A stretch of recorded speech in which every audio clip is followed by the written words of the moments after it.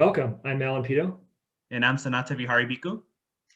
We want to welcome you to a very special event we're going to be putting on for you. So with the new round of COVID-19 lockdowns and quarantines, we want to offer a 14-day guided plan for you as relates to Buddhism and being a Buddhist to kind of navigate this world we're in right now. We have a free planner that kind of covers this all, but we want to do an actual live presentation as well for you for 14 days starting on November 30th at 5:30 a.m. Pacific Standard Time. It's going to be on Zoom, but it's also going to be on YouTube as well too, so you can watch it there. We're going to go ahead and show you kind of like a few different things to give you an overview of what we're going to be covering and why this is important. And so you want to pop up the planner and we'll go and show that. Sure.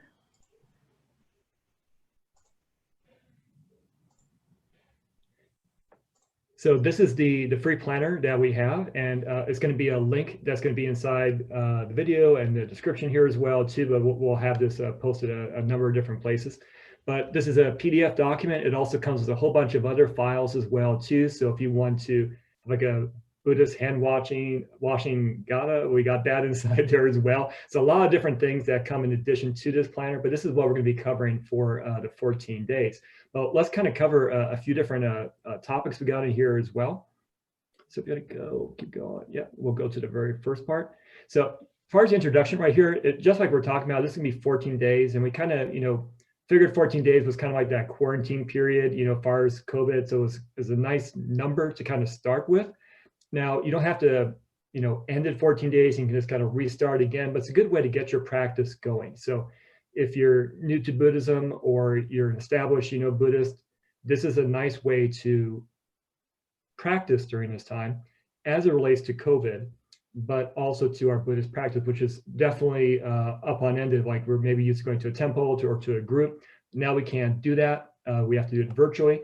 So we cover a few different things here, especially going out into the world. So we're going to talk about, different situations that you might encounter and then how you can engage in those situations in the real world, like everything from like there's no toilet paper out there anymore or people being rude to you. How do we engage as Buddhists during that time? So we'll have a lot of different resources and guidance inside here. This is not, Buddhist tradition or sect specific. So like, I'm Mahayana, Theravada. So like we're not being specific on this one. So you see a kind of a combination so you can all join in when it comes to this. Now in the guide as well too, we won't show it in this particular video, but in the back, there's even steps for children. So like, 14 days of what you can actually do for children as well too, activities and different things like that. So let's go to the next page, if you could. And so what we're basically going to be covering, during this 14 days is really mindfulness and then our impermanence, the interconnectedness to our world, right, into COVID as well too. So mindfulness is definitely a big thing that we're going to cover. So what you'll need is really yourself and your computer. So you'll be watching us. You can definitely download this PDF. But if you have like a meditation app, that'll be great. A nice free one is called Insight Timer. You can get on iOS or Android. That's a great way to kind of track everything if you'd like to. Not everyone may have a separate room that you can kind of go to, but somewhere quiet and comfortable that you can meditate with us as part of this entire 14 days as well. Number 3, patience. There seems to be not a lot of patience, going on right now because people are fearful. They're scared, they're frustrated, tired. I mean, you name it. So patience, and that's going to tie into mindfulness as well too. That's really important. As you get into Buddhist teachings and stuff like that, you understand that, we have this fear, it's fear of being impermanent, we want to protect ourselves, this concept of self. So when we have situations like COVID-19 and pandemics and these unusual situations, fear, comes out. So we definitely need patience. Number 4, commitment. So a commitment, at least even to these 14 days, it takes, some time to have a daily practice or a practice in general to kind of do something. So 14 days is really a bare bones minimum, but we're going to guide you through every single one of these days. And then number 5 right down there, meditating or chanting. So, Buddhists will, they chant and they also meditate. Sometimes it's like, well, maybe they just meditate entirely. No, there's, Buddhists that just chant as well too. It's all meditative concentration. So we'll be doing meditation sessions during these 14 days as well too. So you're gonna get a nice rounded portion of meditation, but also kind of like what we're going to cover for that day, like how you should kind of like go out and engage the world in different situations also.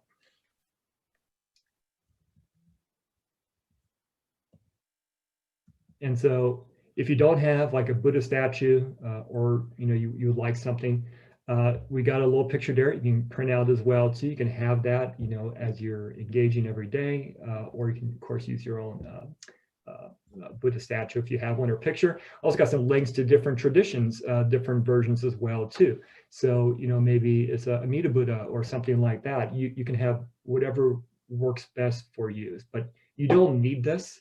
But if you'd like to, it's a great addition to these 14 days and beyond. And I think next would be for you, I believe. Yeah, so you want to cover the basic meditation skills that we're going to talk about in the next 14 days? Yes, thanks, Alan. Okay, so as Alan was saying, we're planning this 14-day live stream that will also be uploaded to YouTube for you to follow at your own pace if you can join us at 5:30 in the morning Pacific time. And so the way we're going to be doing this is going to be we're going to be following the planner. Alan's going to be explaining the planner, and after we go through that day's topic, I'm going to be guiding you in a very brief, short meditation. About no more than 10 minutes, just to kind of, really let the day's topic really settle in into the mind. And so it's going to be a formal, informal practice, right? Right. Both ways. So in the planner, you'll see how the actual instructions to practice are pretty chill, right? Sit back, straight, observe any tension in the body, relax it. As your body relaxes, your attention will automatically go to the breath. And then you just kind of watch the breath, if it's long or short, if there's anything going on. You don't have to control the breath. Just kind of what you do every day, normally during the day, but just paying attention to this normal bodily process. And we're just going to focus on it. And, through this focus, you'll be able to find maybe some comfort or some peace or some happiness.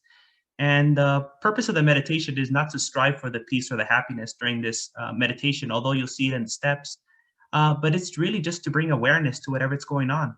What's going on in the mind, in the body, emotions, thoughts, even something as simple as an itch or something that's going on. Just being aware of what's happening, because during these times we might be rushing around, we might be caught up in all these trains of thoughts and worrying. And if we want to kind of like really get a sense of how to deal with it, we need to understand what's actually happening. So these steps are just kind of a loose guide to kind of how to practice meditation formally, but also, we're going to take an informal approach to it, So during these meditation sessions that we're going to be offering after the day's topic, it's just going to be a way for you to kind of just like take 5 to 10 minutes to just be with yourself.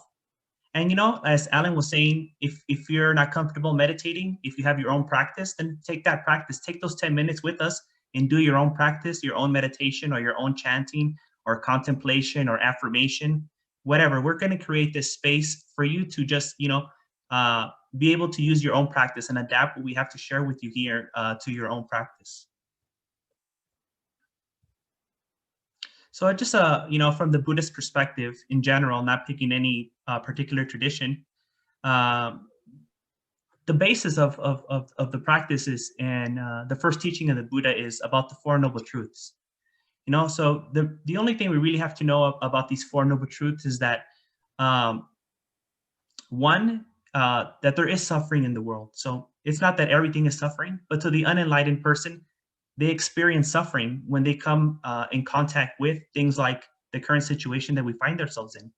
It's normal. It's a normal reaction. It's a normal response for the mind to be perturbed, to be afflicted when it comes in contact with this kind of serious situation that we have. But the Buddha wants us to analyze, why is it, what is it that's bringing me this extra level of unnecessary suffering to what's happening, which I have no control over. We really do not have that much control over what's going on right now. Without the precautions we can take to protect ourselves in our own homes. So how do we deal with this? So the Buddha invites us to analyze it, to look for the cause of our suffering, to look for the cause of our affliction, of our stress and our worry. And then here's the good news. It's not all suffering. The Buddha says, no, the outcome can be good. There is happiness, the supreme happiness of nirvana or cessation, the simple cessation of suffering or the removal of that cause of suffering through understanding it. Only through understanding what's causing us to be perturbed and stressed can we be able to eliminate that source of suffering. And the last step, the last noble truth is the Eightfold Path. So these are the steps that one can take and develop in order to be able to eliminate suffering by way of removing the cause of our suffering. So we're going to be explaining all of these in detail as we go day by day, but I just wanted to give you kind of a general understanding of what we're going to be doing. And also the PDF is going to be available for you to go into detail.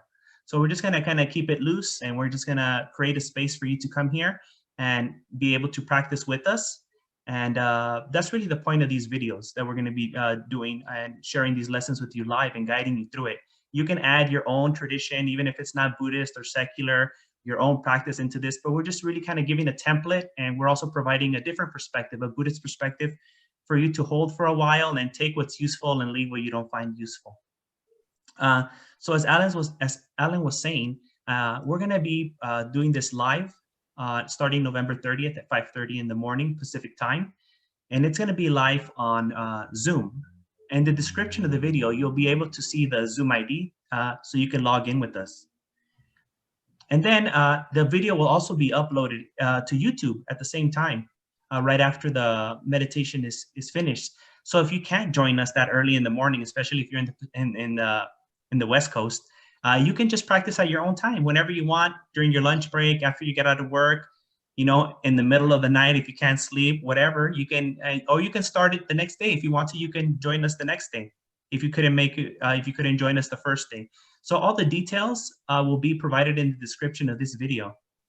So Alan, is there anything else you wanted to add? Yeah, and let's keep it on this page as well. So yeah, that was great. I think if we kind of look at the Four Noble Truths as well, you know, we're also not saying anything medical inside here. We're talking about, you know, the Buddhist path and Buddhist teachings. And what's kind of great is that the Four Noble Truths are kind of like medical. It's almost similar to what we're going on right now, where the Buddha in the very first Noble Truth, he talks about like the symptom of the disease. The second one, he diagnoses like why you have that disease. The third one is giving you prognosis, which is good. It's like, hey, you can be cured. And then the fourth one, he's telling us, he's giving us like the cure. He's like, here's how you can cure yourself. So this is also not medical, but it's related to the sickness that we have inside us, which is, you know, that fear, you know, this fear we have inside us that causes so much problem, so much suffering in our lives. So we're able to use the Buddhist teachings, and the Buddha is our doctor. We have monastics, which are equivalent to, like, you know, nurses, you know, or assistants, you know, to the doctor. And we have, you know, Buddhist temples, you know, which we unfortunately can't go to right now, but they're like almost like a hospital as well too. And then we have the Dhamma or the Dharma, the teachings, which is basically, you know, this prescription to save us. So the Buddha is giving us something not to cure COVID, but to help us with the fear and the uncertainty and this human, you know, experience that we're having is causing suffering. So that's kind of like we're trying to get with these sessions right here, is to help you through that. And I guess the last part too, like, you know, the Buddha was tempted even before he became the Buddha, you know, enlightenment by a being called Mara. And so, you know, whether it's a physical being or not, you know, it's also like our mind, you know, like our mind wants like, oh, that's fearful, so I'm going to react this way, or I have a preconception about this, I'll act this way, or that person's not being nice to me, I'm going to believe this or do that. And that causes a lot of suffering as well too, you know, going on to that first noble truth. So that's what we're all covering as it relates to this current pandemic. But, you know, as we go through these 14 days, which are going to cover the Noble Eightfold Paths as well and a few other topics, so you can get a nice, good, rounded experience, you can branch this off into a much broader Buddhist practice. So it's unfortunate that we're in a pandemic, but we can definitely use this experience to help us go along the path. Alan, I like that you brought that up, because a lot of people have been experiencing stress just from staying at home, from being on Zoom all day, from having to wear a mask. So these things in themselves are not, highly stressful things, but over time, accumulatively, they add up. And, I think that the Buddha offers us a way to be able to do all these things in such a way that we don't torment ourselves about it. We don't beat ourselves up. We don't fall into despair about having to wear a mask all the time, having to be indoors all the time, not seeing our friends, having to do everything on Zoom. So yeah, what we're really trying to do here is help you, have a better relationship with the current situation. I think that's really what we're trying to offer here.